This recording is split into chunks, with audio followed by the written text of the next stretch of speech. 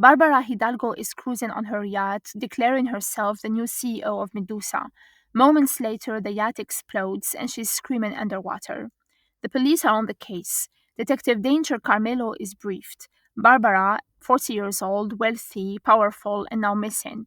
The yacht belonged to the Hidalgo family, one of the richest in Barranquilla. Flashback to hours before the search. Barbara is alive but trapped underwater, her legs tied. She barely manages to free herself, but before she can escape, two men dive in, strip her of her jewelry, and even cut off her finger to steal her ring. 3 days later, Carmelo is at home cooking for his dog while recording his own take on the case. He paints Barbara as both feared and admired, calling Medusa a corporate beast with its grip on everything: banks, supermarkets, real estate, even a baseball team. Then he watches a video of Barbara's big CEO speech where she boasts about her hard work and sacrifices. Carmelo doesn't buy the family's grieving act. To him, the Hidalgos are just another version of the Medusa myth: snakes striking at each other to earn the favor of their patriarch. There's Jacobo, the useless cousin who couldn't care less if Barbara was dead or alive; Camillo, the slick uncle who handles the family's dirty work; Jacqueline, the dramatic one, already setting up an altar like Barbara is gone for good. Then there is Christian, the new CEO, who seems pretty unbothered by the whole thing. And then there is the stepmother Ursula, controlling both the old man and her own daughter Viviana, the innocent one who Carmelo doesn't trust for a second. That mother daughter duo is dangerous. Barbara's husband Esteban plays the devastated spouse, but Carmelo figures he's been stabbed in the back by this family too many times to count. The only one who seems genuinely upset is the patriarch himself, except Carmelo isn't convinced. The old man isn't just any grieving father, he's the real head of Medusa, and something about his reaction feels off. Meanwhile, somewhere out at sea, Barbara is alive. A mysterious woman rescued her, treated her wounds, and is now sailing with her. Back at the station, Carmelo is told the investigation is being wrapped up. The official cause? A short circuit in the yacht's kitchen. Carmelo isn't buying it. He knows the family is hiding something. But then comes the kicker. A fisherman found a severed finger in his net. It's Barbara's. With that, the case is closed. At the wake, the family puts on a show of mourning, talking about God's will. But elsewhere, Barbara wakes up in a panic, remembering everything. She screams a name: Maya. Her rescuer tells her to let go of her ego if she wants to survive, because whatever hell she's trapped in, it's not over yet.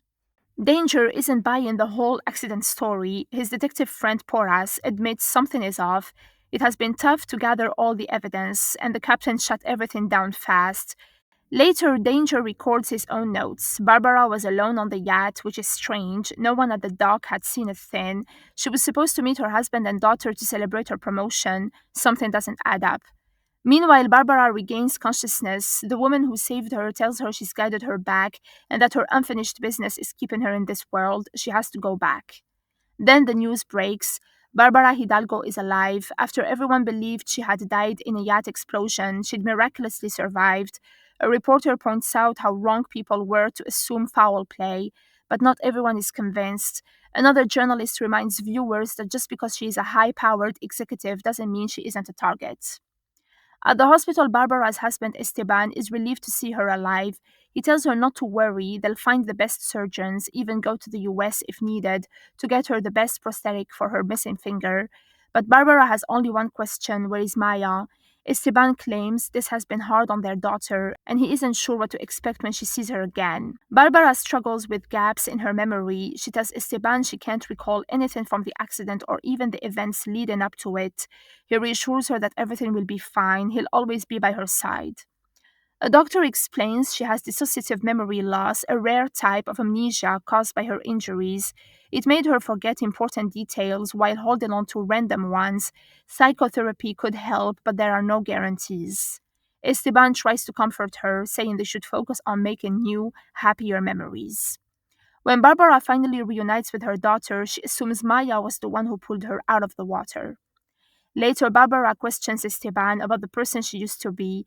He says she was a devoted mother, a loyal wife, completely dedicated to her family and work, but he tells her not to push herself too hard. Her memories will come back slowly. He adds that while she was missing, her father wasted no time in replacing her. Christian is now the CEO of Medusa. Barbara goes straight to confront her father. He says a ship without a captain can't be left to drift. He wasn't going to let that happen. Barbara thinks he abandoned her. He doesn't deny it. To him, business is business, nothing personal. Meanwhile, Danger and his friend Porras go over new forensic findings. They find traces of compounds used in sticky bombs. This isn't some electrical fire. Barbara's yacht was rigged to blow, but Porras warns him if he keeps digging, he's gonna piss off the wrong people. Danger isn't backing down. He's gonna find out who tried to kill her. Not long after, Barbara goes to pick up Maya from school. A man approaches her, but she has no idea who he is. Later, Danger shows up at her house, introducing himself as the detective who handled her case. He has proof that the yacht was bombed. Someone wanted her dead. Jacobo and Camillo arrive to check on her. Barbara lies that Danger is there to tell her the case is officially closed. Danger hands her his card. If she ever needs anything, she knows where to find him. Before leaving, he leaves her with one last thought: the culprit is most likely someone close to her.